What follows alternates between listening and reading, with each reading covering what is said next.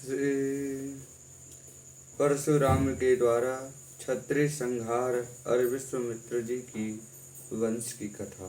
श्री सुखदेव जी कहते हैं कि परीक्षित, आपने पिता की यह शिक्षा भगवान परशुराम जी ने जो आज्ञा कह करके स्वीकार की, इसके बाद वे 1 वर्ष तक तीर्थ यात्रा करके अपने आश्रम में लौट आए। एक दिन की बात है, परशुराम जी की माता रेणुका गंगा तट पर गई हुई थी। वहां उन्होंने देखा कि गंधर्वराज चित्ररथ कमलों की माला पहने अप्सराओं के साथ विहार कर रहा है। वे जल लाने के लिए नदी तट पर गई थी, परंतु वह जल क्रीड़ा करते हुए गंधर्व को देखने लगी और पति देव के हवन का समय हो गया, इस बात को भूल गई। उनका मन जो कुछ चित्ररथ की ओर खिंच गया था। हवन का समय बीत गया, यह जानकर वे महर्षि जमदग्नि के शाप से भयभीत हो गई और तुरंत वहां से आश्रम की ओर चली आई। वह जल का कलश महर्षि के सामने रखकर हाथ जोड़कर खड़ी हो गई। जमदग्नि मुनि ने अपनी पत्नी का मानसिक व्यभिचार जान लिया और क्रोध करके कहा, मेरे पुत्रों, इस पापनी को मार डालो। परंतु उनके किसी भी पुत्र ने उनकी वह आज्ञा स्वीकार नहीं की। इसके बाद पिता की आज्ञा से परशुराम जी ने माता के साथ सब भाइयों को भी मार डाला। इसका कारण था, वे अपने पिताजी के योग और तपस्या का प्रभाव भली भांति जानते थे। परशुराम जी के इस काम से सत्यवती नंदन महर्षि जमदग्नि बहुत प्रसन्न हुए और उन्होंने कहा, बेटा, तुम्हारी जो इच्छा हो वर मांग लो।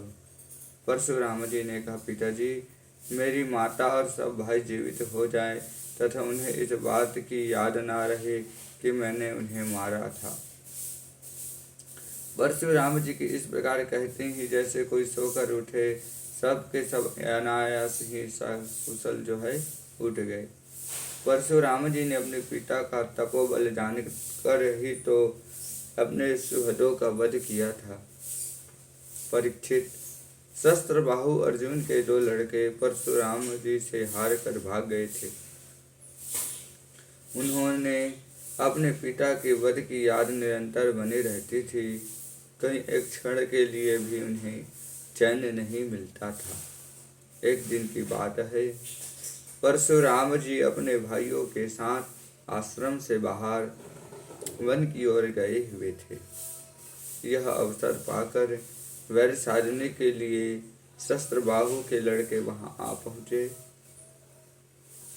उस समय महर्षि जमदग्नि अग्निशाला में बैठे हुए और अपनी समस्त वृत्तियों से पवित्र कीर्ति भगवान के चिंतन में मग्न हो गए। उन्हें बाहर की कोई सुध न थी। उस समय उन पापियों ने जमदग्नि ऋषि को मार डाला। उन्होंने पहले से ही ऐसा पापपूर्ण निश्चय कर लिए रखा था।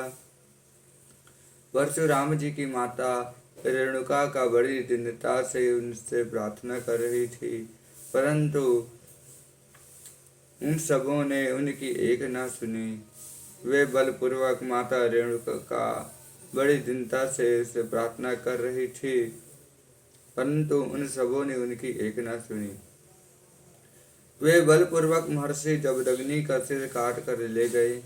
परीक्षित, वास्तव में नीच क्षत्रिय अत्यंत क्रूर थे। सती रेणु का दुख और शोक आतुर हो गई। वे अपने हाथों में अपनी छाती और सिर पीट पीट कर जोर जोर से रोने लगी। परशुराम, बेटा परशुराम, शीघ्र आओ। परशुराम ने बहुत दूर से माता का हा राम यह करुण क्रदन को जब सुना, वे बड़ी शीघ्रता से आश्रम आई और वहां आकर देखा कि पिताजी मार डाले गए हैं।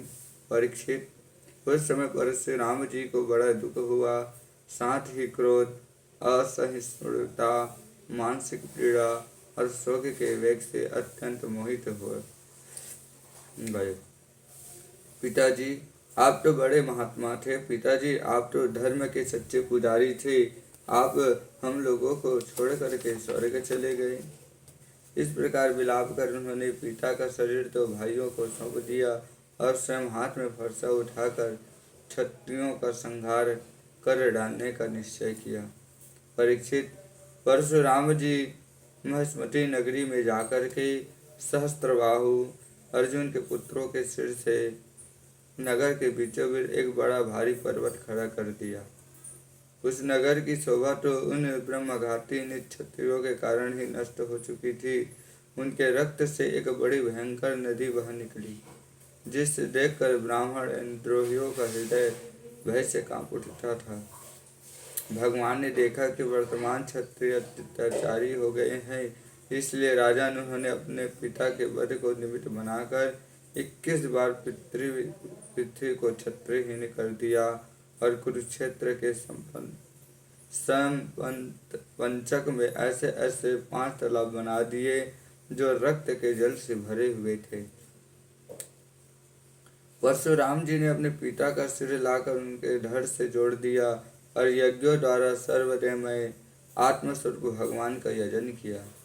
यज्ञों में उन्होंने पूर्व दिशा होता को, दक्षिण दिशा ब्रह्मा को, पश्चिम दिशा अर्धवायु को और उत्तर दिशा समागम करने वाले उद्धाता को दे दी। इस प्रकार अग्निकोण आदि विदिताएं ऋत्विजों को दी, कश्यप जी को भूमि दी, उपद्रष्टा को आवर्तक दिया और दूसरे सदस्यों को अन्य दिशाएं प्रदान कर दी। उनके बाद अज्ञान स्नान करके वे समस्त पापों से मुक्त हो गए और ब्रह्म नदी सरस्वती के तट पर मेघ रहित सूर्य के समान शोभायमान हुए। महर्षि दबग्नि को इस तेरो संकल्पमय शरीर की प्राप्ति हो गई। परशुराम जी से सम्मानित होकर के वे सप्तर्षियों के मंडल में 7वें ऋषि हो गए। परीक्षित, कमल लोचन जबदग्नि नंदन भगवान परशुराम आगामी मनवंतर में सप्तर्षियों के मंडल में रह करके वेदों का विस्तार करेंगे। वे आज भी किसी को किसी प्रकार का दंड न देते हुए 7 चित से महेंद्र पर्वत पर निवास करते हैं। वहाँ सिद्ध गंधर्व और चारण उनके चरित्र का मधुर स्वर से गान करते रहते हैं। सर्वशक्तिमान विश्वात्मा भगवान श्री हरि ने इस प्रकार भृगुवंशियों में अवतार ग्रहण करके पृथ्वी के भारभूत राजाओं का बहुत बार वध किया। महाराज, गाधी के पुत्र हुए प्रज्वलित अग्नि के समान परम तेजस्वी विश्वामित्र जी, उन्होंने अपने तपोबल से क्षत्रिय तत्व का त्याग करके ब्रह्म तेज को प्राप्त कर दिया। परीक्षित, विश्वामित्र जी के 100 पुत्र थे। उनमें बिचलने पुत्र का नाम था मधुक्षदा, इसलिए सभी पुत्र मक्षदा के ही नाम से विख्यात हुए। विश्वामित्र जी ने भृगुवंशी अजगर्त के पुत्र अपने भांजे सुनसेप के, जिनका एक नाम देवव्रत भी था, पुत्र रूप में स्वीकार कर दिया और अपने पुत्रों से कहा कि तुम लोग इसे अपना बड़ा भाई मानना। यह वही प्रसिद्ध भृगुवंशी सुनसेप था जो हरिश्चंद्र के यज्ञ में यज्ञ पशु के रूप में मोल लेकर आ गया था। विश्वामित्र जी ने प्रजापति वरुण आदि देवताओं की स्तुति करके उन्हें पाशुबंधन से छुड़ा लिया था। देवताओं के यज्ञ में यही सुनसेप देवताओं द्वारा विश्वामित्र जी को दिया गया था। अतः देवो रातः इस व्युत्पत्ति के अनुसार गांधी वंश में यह तपस्वी देवव्रत के नाम से विख्यात हुआ। विश्वामित्र जी के पुत्रों में जो बड़े थे, उन्हें सुनसेप को बड़ा भाई मानने की बात अच्छी ना मानी। इस पर विश्वामित्र जी क्रोधित होकर के उन्हें शाप दे दिया कि दुष्टो, तुम सब म्लेच्छ हो जाओ। इस प्रकार जब 49 भाई म्लेच्छ हो गए, तब विश्वामित्र जी के बिछड़े पुत्र मधुक्षदा ने अपने छोटे 50 भाइयों के साथ कहा, पिताजी, आप हम लोगों को जो आज्ञा करते हैं हम उनका पालन करने के लिए तैयार हैं, यह कहकर मधुचंदा ने मंत्र दृष्टा सुनसेव को बड़ा भाई स्वीकार कर लिया और कहा, हम सब तुम्हारे अनुयायी छोटे भाई हैं। तब विश्वामित्र जी ने अपने इन आज्ञाकारी पुत्रों से कहा, तुम लोगों ने मेरी बात मानकर मेरे सम्मान की रक्षा की, इसलिए तुम लोग जैसे सुपुत्र प्राप्त करके मैं धन्य हुआ। मैं तुम्हें आशीर्वाद देता हूँ कि तुम्हें भी सुपुत्र प्राप्त होंगे। मेरे प्यारे पुत्रों, यह देवव्रत सुनसेव भी तुम्हारे ही गोत्र का है। तुम लोग इसकी आज्ञा में रहना। परीक्षित, विश्वामित्र जी के अष्टक, हरित, जय और कृतमान आदि और भी पुत्र हुए। इस प्रकार विश्वामित्र जी की संतानों से कौशिक गोत्र में कई भेद हो गए और देवव्रत को बड़ा भाई मानने के कारण इसका प्रवर ही दूसरा हो गया। बोल कृष्ण कन्हैया लाल की।